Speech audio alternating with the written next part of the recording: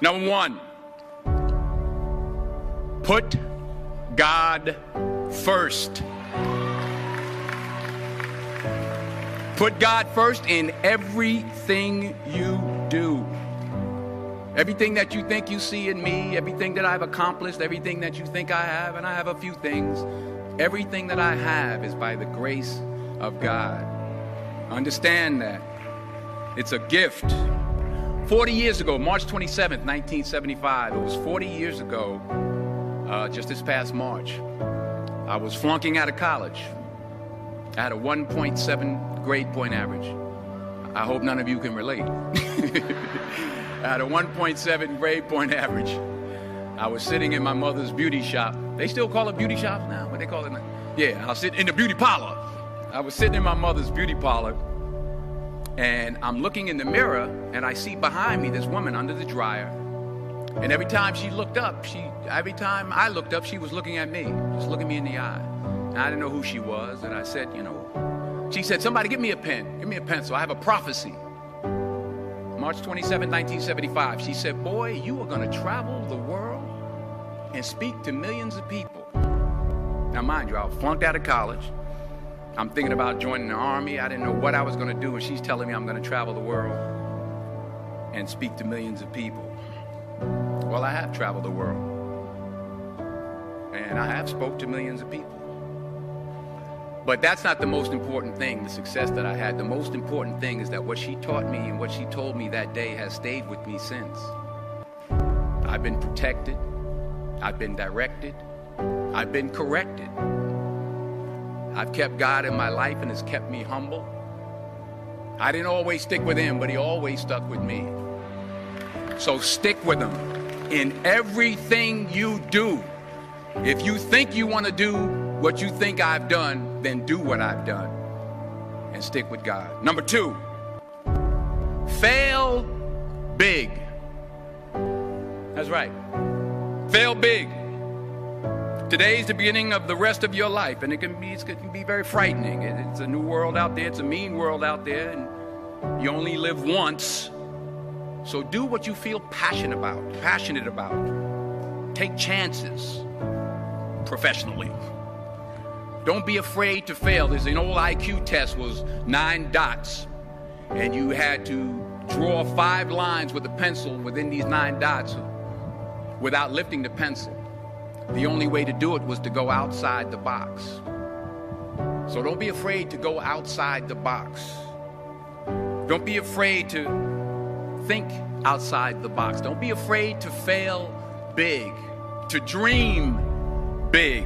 But remember, dreams without goals are just dreams, and they ultimately fuel disappointment. So have dreams, but have goals. Life goals, yearly goals, monthly goals, daily goals. I try to give myself a goal every day. Sometimes it's just to not curse somebody out. Simple goals, but have goals. And understand that to achieve these goals, you must apply discipline and consistency.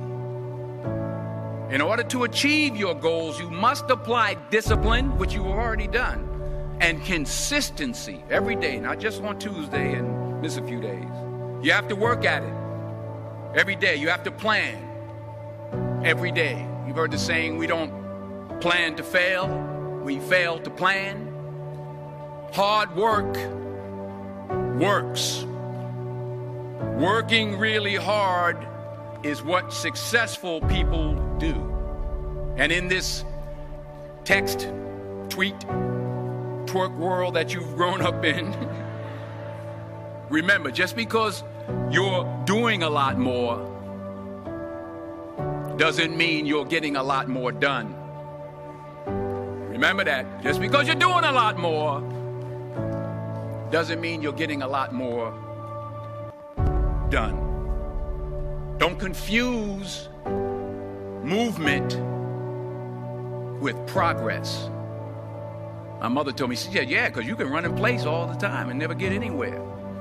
So continue to strive, continue to have goals, continue to progress. Number 3, you'll never see a U-Haul behind a hearse. I'll say it again. You'll never see a U-Haul behind a hearse. I don't care how much money you make, you can't take it with you. And it's not how much you have. It's what you do with what you have. We all have different talents. Some of you will be doctors, some lawyers, some scientists, some educators, some nurses, some teachers. Yeah, okay. Some preachers. The most selfish thing you can do in this world is help someone else. Why is it selfish? Because the gratification, the goodness that comes to you, the good feeling that I get from helping others, nothing's better than that. Not jewelry, not big house I have, not the cars, but it's the joy. That's where the joy is, in helping others. That's where the success is. Finally, I pray that you put your slippers way under the bed tonight, so that when you wake up in the morning, you have to get on your knees to reach them. And while you're down there, say thank you for grace. Thank you for mercy. Thank you for understanding. Thank you for wisdom. Thank you for parents. Thank you for love. Thank you for kindness. Thank you for humility. Thank you for peace. Thank you for prosperity. Say thank you in advance for what's already yours. That's how I live my life. That's why I am. One of the reasons why I am today. Say thank you in advance for what is already yours. True desire in the heart for anything good is God's proof to you, sent beforehand to indicate that it's yours already. I'll say it again. True desire in the heart, that itch that you have, whatever it is you want to do, that thing that you want to do to help others and to grow and to make money, that desire, that itch, that's God's proof to you, sent beforehand already to indicate that it's yours. And anything you want good, you can have. So claim it. Work hard to get it. When you get it, reach back. Pull someone else up. Each one, teach one. Don't just aspire to make a living. Aspire to make a difference.